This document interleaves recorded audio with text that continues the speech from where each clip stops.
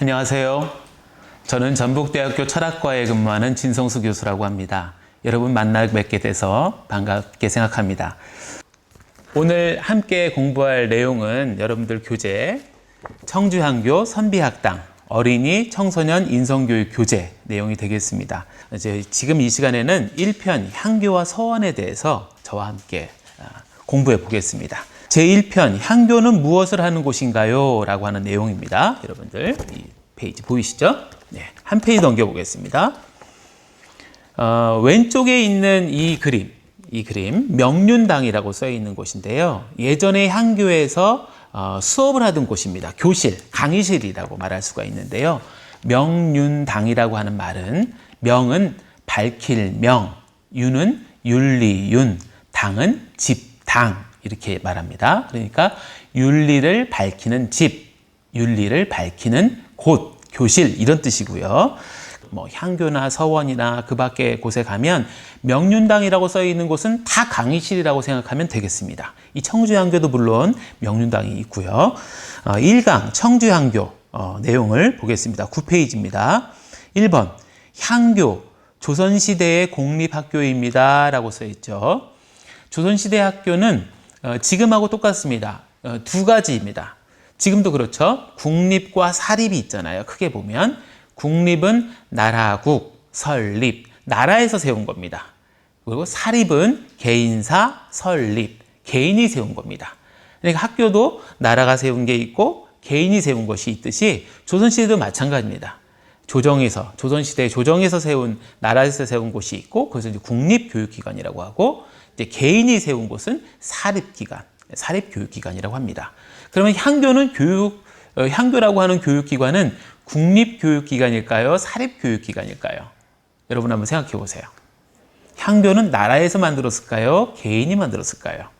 힌트, 조선시대에는 약 360여 개의 향교가 있었습니다. 이 대한민국, 남한, 지금 이제 남북으로 분단이 됐기 때문에 남한에는 약 한 230개 정도, 한 200여 개의 향교가 있는데요. 생각해 보셨나요? 네. 정답은 나라에서 세운 국립교육기관입니다. 향교에서 공부를 한 사람만이 과거시험을 볼 수가 있었습니다. 물론 돈이 없거나 또 집안이 좋지 못해서 향교에 다닐 수가 없는데 공부를 열심히 해서 시험 보는 사람도 있을 수 있었겠죠. 하지만 대부분 다 조선시대의 선비들은 향교에서 공부하고 과거시험을 봤습니다. 조선시대에는 두 가지 시험을 통과를 해야 중요한 일을 맡을 수가 있었거든요. 나라에. 첫 번째는 이제 소과라고 해서 시험을 보는데 여러분이 이제 들어보셨을 텐데요. 진사라든가 생원이라든가 하는 이런 이름이 붙는 분들인데 시험을 봐가지고 합격을 하면 예를 들어서 전국에서 이제 각 지역마다 시험을 봅니다. 그래서 그 지역에서 이제 일정한 자격이 되는 사람에게 진사와 생원의 자격을 주는 시험을 봅니다. 그 진사와 생원이라고 하는 자격이 있는 사람들을 뽑아서 한 200여 명 정도를 뽑아서 나라의 수도, 지금으로 말하자면 서울, 조선시대에는 한양이라고 하죠. 한양에 있는 성균관에 가서 공부를 합니다. 그래서 공부를 해서 일정 기간 공부를 하면 거기서 이제 하루에 보통 두 끼를 먹었거든요. 아침에 한 번, 그 다음에 조금 이른 저녁에 한 번, 두 끼를 먹었는데 그렇게 하루에 두 끼를 먹으면 한 점이라고 해서 1점을 줘요. 1점. 그러면 이제 아침만 먹고 저녁을 안 먹었다. 저녁에 나가 있었다. 그러면 반점을 줍니다. 다음날 아침을 또 먹고 저녁을 또 먹었다 그러면 1.5점이 되겠죠. 그렇게 해서 200점 정도가 되어야 대과시험, 과거시험을 보는 거예요. 여러분들 뭐 장원급제다라고 하는 말이 그 대과시험에 합격하는 것을 급제라고 하는데요. 장원이라고 하는 말은 요즘 말로 하면 수석이라는 뜻입니다. 그러니까 장원급제는 수석 합격이라는 뜻이죠. 어쨌든 이 향교는 나라에서 세운 교육기관인데 조선시대에는 나라에서 세운 교육기관이 크게 보면 두 가지가 있었어요. 방금 전에도 제가 말씀드렸는데 한양에 있는, 지금으로 말하자면 서울에 있는 국립교육기관 성균관이라고 하는 곳이 있고요. 지금도 이제 성균관이 있죠. 지금 이제 성균관 옆에 성균관대학교가 있는데요. 그리고 이제 각 지역에 대한민국, 이 남쪽, 남한에 한 230개 정도의 향교가 각 지역마다 있습니다. 이 청주 지역에도 2개의 향교가 있는 걸로 아는데, 각 지역마다 향교가 있어서 이 지역의 향교를 만들어서 지역의 선비들이나 지역의 학생들이 공부할 수 있는 교육기관을 나라에서 만들어주는 거죠. 그래서 중앙에는 성균관 하나, 그리고 각 지역에는 향교가 한 230여 개가 있었다. 200여 개가 있었다. 이렇게 기억하시면 되겠고요. 여러분들 도산서원 들어봤죠? 네. 도산서원 같이 서원자가 들어가는 말은 이거는 나라에서 세운 것이 아니라 개인이 세운 겁니다. 뭐 예를 들어서 무슨 뭐 전주희 씨다, 뭐 김혜김 씨다, 뭐 문화유 씨다, 이렇게 각 집안에서 돈을 모아가지고 개인이 세운 학교를 서원이라고 합니다.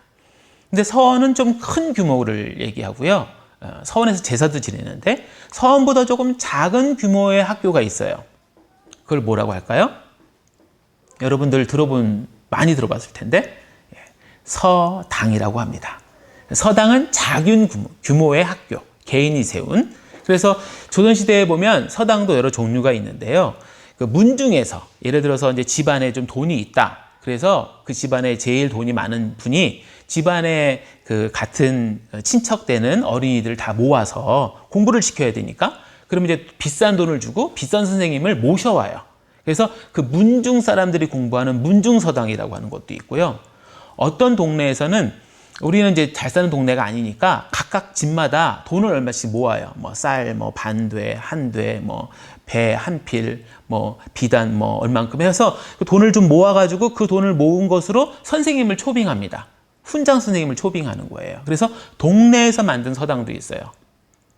또 어떤 분은 생원진사, 이 2번 시험을 봐가지고 대과 시험에 합격해서 이제 중앙에 중요한 일을 하는데, 첫 번째 시험에 본 합격하신 그 소과 시험에 합격한 생원진사라고 하는 분들이 있는데, 이분들이 대과 시험을 보진 않고 나는 그냥 지방에 내려가서 내 고향에 가서 그냥 내 제자들을 가르치면서 여생을 보내겠다, 남은 생을 보내겠다 하시는 분들이 있었어요. 이분들은 이제 고향에 돌아오거나 자기가 사는 동네에 가서 조그마한 서당을 열어요. 요즘 같으면 이제 학원 같이 열어요.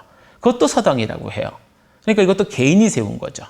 그래서 작은 규모, 개인이 세운 작은 규모, 그것을 이제 사립이라고 그랬죠. 사립교육기관, 작은 것은 서당이라고 하고요. 서자는 이제 글서자, 책서자라고 쓰고, 당자는 집당자를 씁니다. 글 공부하는, 책 보는 집, 서당. 이거는 개인이 세운 작은 학교. 그리고 개인이 세운 좀 큰 학교, 이건 서원이라고 합니다. 서원은 이제 글서자, 책서자에 집원자, 큰 집원자를 쓰는데, 이 서원은 규모만 클 뿐만 아니라 학생 수가 이제 당연히 많고요. 그리고 그 어떤 집안에서 만들었기 때문에 그 집안에서 가장 존경하는 선생님, 또 존경하는 분의 위패를 모셔놓고 제사를 지냅니다. 위패가 뭐냐면요, 여러분들 우리 각 집에 가면 뭐 무슨 아파트 몇 동 몇 호 이렇게 써 있잖아요. 또 어떤 이제 개인 주택에 살면 몇 번지 이렇게 써 있잖아요. 이 주소잖아요. 살아있는 사람들은 다 주소가 있죠. 사는 곳이 다 있잖아요. 그래서 우리가 보통 주민등록증, 뭐 주민등록 등본 뭐 이런 걸 뜨면 거기 주소가 다 나와 있는데, 돌아가신 분들은 주소가 없잖아요. 그분들의 주소가 바로 그 위패, 이제 그 안에 이제 그분들의 이제 성함을 써놓습니다. 그런 것들을 각 서원이나 이런 곳에 써 있어서 그 위패를 모셔놓고 제사를 지내면 이제 돌아가신 분이, 신이 돌아와서 그곳에 깃든다, 온다라고 생각하는 거예요. 자, 다시 한번 정리해 보겠습니다. 국립교육기관, 중앙에 있는, 서울에 있는 가장 큰 교육기관이 성균관이라고 그랬죠. 성균관이고, 지방에 있는 국립교육기관이 향교라고 그랬습니다. 말하자면 향교는 지방에 있는, 각 지역에 있는 중학교, 고등학교, 중고등학교 정도 역할을 하는 거고요. 성균관은 대학교 역할을 하는 겁니다. 그래서 성균관을 국립대학이라고 불렀는데요. 그래서 성균관과, 국립대학인 성균관과 지역에 있는 중고등학교에 해당하는 향교는 국립교육기관으로서 둘 다 제사를 지낸다. 그리고 서원, 개인이 만든 사립교육기관 중에서 조금 큰 규모, 서원도 제사를 지낸다. 그 제사를 지낼 때 모시는, 제사 지낼 때 그 앞에다 놓고 제사를 지낼 때 그 올려놓는 것을 위패라고 한다. 살아있는 사람 주소가 있듯이 돌아가신 분도 그 위패를 보고 그 신이 거기에 깃든다. 이렇게 이제 믿었던 거죠. 물론 이제 각각의 종교에 따라서 다른 생각을 가질 수 있겠지만 옛날 사람들은 그렇게 생각했던 겁니다. 그리고 서당에서는 제사를 지내지 않는다. 그래서 서원과 서당은 사립교육기관, 좀 큰 사립교육기관은 서원, 좀 작은 사립교육기관은 서당, 이렇게 정리를 하겠습니다. 그러면 이제 이해가 되실까요? 예. 이렇게 기억을 하셔도 좋을 것 같습니다.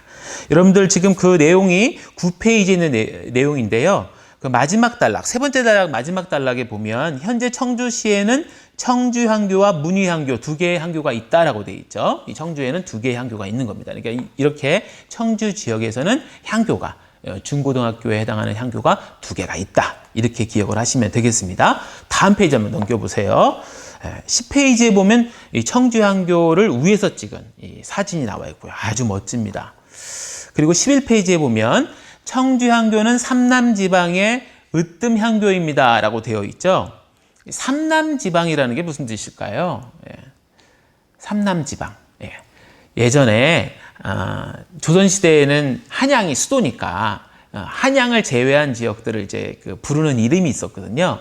충청도, 전라도, 경상도를 이 한양의 남쪽에 있다고 생각해서 세 개의 남쪽 지역 해서 삼남지역, 삼남지방이라고 불렀습니다. 그 삼남 지역에서도 한양하고 제일 가까운 청주향교는 이 삼남 지역에서 충청도, 전라도, 경상도에서 가장 중심이 되는 향교예요. 여러분들이 이 청주시에 청주향교가 있는 것이 여러분에게 큰 자부심이 될 수 있는 이유가 바로 그것입니다. 그리고요, 11페이지 청주향교는 삼남지방의 으뜸향교입니다. 라고 되어 있는 그 첫 번째 줄에 보면 청주향교는 고려 성종 6년인 987년 전국에 12목의 학교를 세우게 하였다는 기록으로 당시 12목의 하나였던 청주에 향교가 창건되었을 것으로 추정되지만 언제 세워졌는지는 정확히 알 수 없다고 되어 있어요. 그러니까 어떤 향교는 세워진 연도를 정확하게 기록을 해서 남겨놓은 향교가 있고요. 어떤 향교인 경우에는 너무 역사가 오래돼가지고 언제부터 있었는지 모르는 향교도 있습니다. 바로 청주향교가 그런 향교가 되겠는데요. 이 조선시대 국립교육기관이 성균관이잖아요. 뭐 고려시대에는 뭐 태학 등등 여러 가지 국립교육기관이 있는데 그때부터 이미 지방의 교육기관이 있었던 거예요. 향교 같은 기능을 하는 것이. 그렇기 때문에 청주향교도 이 조선시대 말고 고려시대 때도 이미 있었는데 정확히 몇 년에 만들어졌는지 그 자료를 아직 찾지 못한 겁니다. 현재 지금 찾고 있으니까 언젠가 찾게 되면 정확히 날짜와 연도를 적을 수 있겠죠. 여기서 12목이라고 나와 있는데요. 12목이 뭐냐면 무슨 뭐 진주목, 어디 뭐 나주목 이렇게 목을 정하는데 요즘으로 치자면 무슨 광역시, 직할시, 특별시 이런 말 들어보셨죠? 또 전라도, 경상도, 충청도 이런 말 들어봤죠? 이 목이라고 하는 것은 행정 단위예요. 그래서 지역을 12개로 나눈 12지역 중에 한 곳, 이 청주에 세워졌다. 청주향교는 이렇게 생각을 하시면 될 것 같습니다. 그리고 3번 청주향교 함께 살아가는 세상을 만듭니다 라고 되어 있는 내용은요. 청주향교에서 하는 활동들을 적어놓고 있거든요. 전인교육에 대해서 말씀을 드려보겠습니다. 여러분들 청주향교의 전인교육 프로그램이라고 되어 있는데 전인교육이라고 하는 것은 무슨 뜻이냐면 전자가 온전할 전자예요. 완전할 전자. 인자는 사람 인자. 우리가 여러분들 인성교육이라는 말 많이 들어보셨죠? 사람의 인성, 인격을 다듬어가는 그런 교육이다 그러는데 사실은 인격이나 인성교육을 통해서 이루려고 하는 최고의 목표가 뭐냐면 전인이에요. 전인은 완전할 전자의 사람인자, 완전한 사람으로 만들어가는 거예요. 품성이나 인격이나 지적 능력이나 여러 가지 수리 능력, 계산 능력, 또 사람과의 인간관계의 능력 여러 가지 그런 것들을 갖출 만한 교육을 하는 프로그램이다. 그래서 청주향교는 프로그램 자체 이름도 달라요. 전인교육 프로그램으로 이렇게 이름이 되어 있습니다. 이렇게 다양하게 하는 향교가 전국에 10개가 잘 안 됩니다. 청주향교는 이 성균관에서, 이 중앙에 있는 성균관에서 한 230여 개의 향교 중에서 활동을 가장 잘하는 향교가 어떤 향교인가 이것을 매년 평가를 하는데 그 평가에서 아주 우수한 향교로 3번이나 선정될 정도로 청주향교는 대단한 향교입니다. 여러분 지역에 이런 향교가 있는 것은 정말 큰 자부심이 되는 이유가 될 텐데요. 이 내용을 한번 살펴보시고요. 그 다음에 다음 페이지 넘겨보겠습니다. 14페이지. 14페이지 넘겨보면 청주향교의 배향 성현이라고 되어 있습니다. 이 배향이라고 하는 것은요, 짝 배자에 제사 드릴 향자예요. 이 향교에서 제사 드리는 분들 성현, 그 성현들의 이름들이 써 있는 겁니다. 아까 말씀드렸죠. 위패라고 하는 게 있다. 제사를 지낼 때 우리가 살아있는 사람은 주소를 쓰는데 돌아가신 분들은 주소가 없잖아요. 그분들이 제사 지낼 때 신이 다시 올 수 있는 그 공간을 만드는데 그것이 위패라고 말씀드렸잖아요. 그 위패가 있는 이제 청주향교에서 제사 지낼 때 그 위패에 올려져 있는 이름들이 누구신가? 그분들을 지금 얘기하고 있는 겁니다. 첫 번째, 오성. 다섯 오자의 성인 성자. 다섯 성인이 있다는 거예요. 정확히 얘기하면요, 한 명의 성인과 네 명의 아성이다 이렇게 생각하시면 되겠습니다. 한 명의 성인은 뭐 그야말로 공자 선생님이죠. 근데 여러분들 1번 보세요. 공자 선생이라고 써 있지 않고 공부자라고 써 있습니다. 이 부자는요, 아비 부자, 지아비 부자.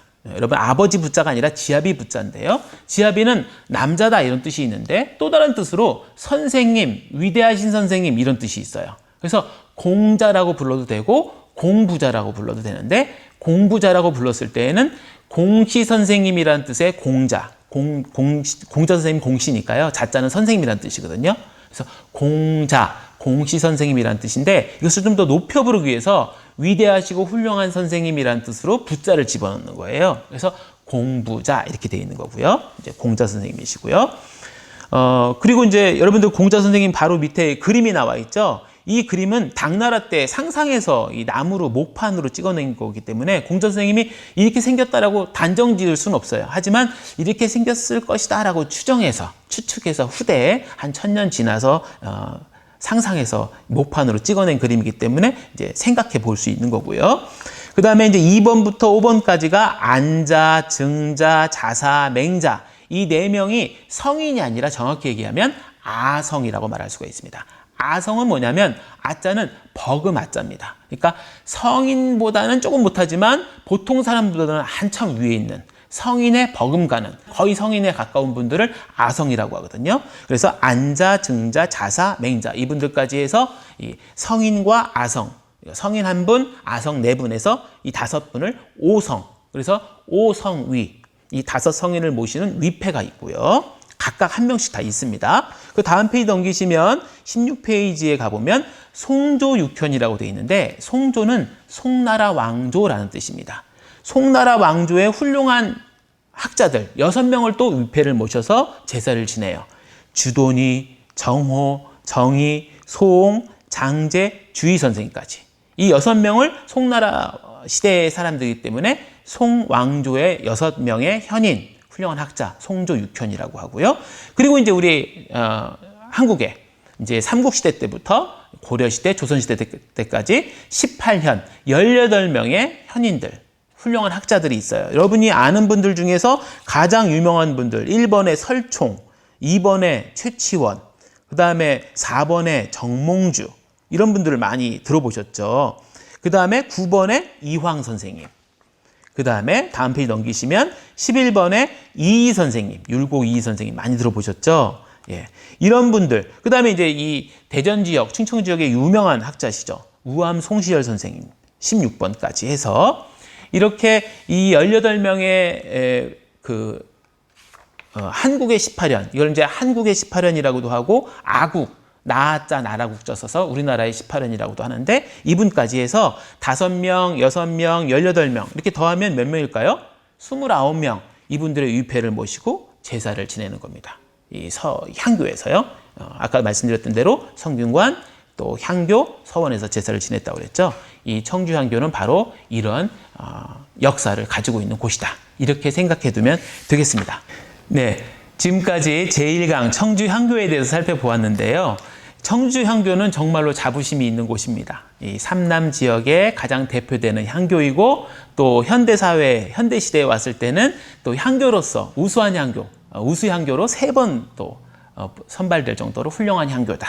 이런 자부심을 가지고 이 청주향교가 여러분 이 동네에 있다라고 하는 것을 자랑스럽게 생각해도 될 것 같아요. 또 청주향교회는 예전부터 이렇게 훌륭한 학자, 이제 공자 선생님을 비롯해서 우리 우암 송시열 선생님까지 이렇게 훌륭한 학자들을 모시고 그분들을 제사 지내고, 제사 지내는 의미가 뭐 복을 달라 이런 의미보다는 우리도 열심히 공부해서 여러 성인들이나 또 훌륭한 학자들처럼 훌륭한 멋있는 사람, 선비대가 되겠다라고 하는 그런 다짐을 하는 그런 행사가 제사였거든요. 그렇게 하는 곳이 청주향교다, 이렇게 생각하시면 좋을 것 같고요. 여러분이 이 지역에, 이 청주 지역에 있다고 하는 것을 자랑스럽게 생각해도 좋을 것 같습니다. 자, 이것으로 1강 마치겠습니다. 여러분 수고하셨습니다.